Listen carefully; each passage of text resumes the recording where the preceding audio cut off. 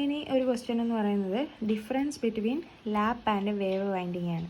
നമ്മൾ പറഞ്ഞല്ലോ ആർമേച്ചറിനകത്ത് നമ്മൾ കണ്ടക്ടേഴ്സ് വൈൻഡ് ചെയ്ത് വെച്ചിരിക്കും. അപ്പോൾ ലാപ്പ് വൈൻഡിങ്ങും ഉണ്ട്, വേവ് വൈൻഡിങ് ഉണ്ട്. ഒരു 2 ടൈപ്പ് വൈൻഡിങ് നിങ്ങൾ DC വൈൻഡിങ് ഈ മോഡ്യൂളിൽ പഠിക്കുന്നുണ്ട്.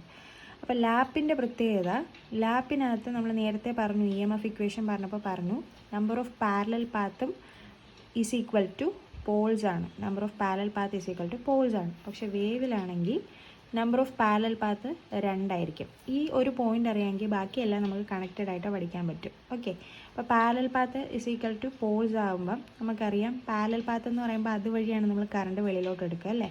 അപ്പോൾ അത്രയും തന്നെ ബ്രഷസ് ഇവിടെ വേണം. അപ്പോൾ ലാപ്പ് വൈൻഡിങ്ങിൽ ബ്രഷസിൻ്റെ എണ്ണം ഇസ് ഈക്വൽ ടു എന്തായിരിക്കും, നമ്പർ ഓഫ് പോൾസ് ആണ്.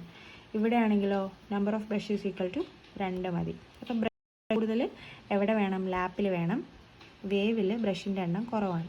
അപ്പോൾ ബ്രഷ് കൂടുതൽ വെക്കുമ്പോൾ എന്ത് പറ്റും, നമുക്കറിയാം സ്പാർക്കിംഗ് കൂടുതലുണ്ടാവും അല്ലേ. അപ്പോൾ അവിടെ എഫിഷ്യൻസി കുറവാകും, അവിടെ ലോസ് കൂടുതലാവും. അപ്പോൾ എഫിഷ്യൻസി കുറവുള്ള വൈൻഡിങ് ഏതായിരിക്കും, ലാപ്പ് വൈൻഡിങ് ആയിരിക്കും. വേവ് വൈൻഡിങ്ങിൽ കുറച്ചും കൂടി എഫിഷ്യൻസി കൂടുതലായിരിക്കും. ഇനി നമുക്കറിയാം ഇതിനകത്ത് പാരലൽ പാത്തിൻ്റെ എണ്ണം, ലാപ്പിനകത്ത് പാരലൽ പാത്തിൻ്റെ എണ്ണം കൂടുതലാണ്. A = P ആണ് എന്ന് വെച്ച് കഴിഞ്ഞാൽ പാരലൽ പാത്തിൻ്റെ എണ്ണം കൂടുതലാണ്. ഇവിടെ എന്ന് പറഞ്ഞാൽ പാരലൽ പാത്തിൻ്റെ എണ്ണം കുറവാണ്. സോ കറണ്ടുമായിട്ട് റിലേറ്റ് ചെയ്ത് പഠിക്കുകയാണെങ്കിൽ പാരലൽ പാത്ത് കൂടുതലുള്ളിടത്ത് കറണ്ട് കൂടുതലാണ്. അപ്പം ഹൈ കറണ്ട് ലോ വോൾട്ടേജ് ആപ്ലിക്കേഷനിലാണ് ലാപ്പ് വൈൻഡിങ് ഉപയോഗിക്കുക. വേവ് വൈൻഡിങ് ആണെങ്കിലോ ഇവിടെ 2 ഉള്ളൂ, അതായത് കറണ്ടിൻ്റെ അളവ് കുറവാണ്. അപ്പോൾ ലോ കറണ്ട് ഹൈ വോൾട്ടേജ് ആപ്ലിക്കേഷനിലാണ് വേവ് വൈൻഡിങ് ഉപയോഗിക്കുക.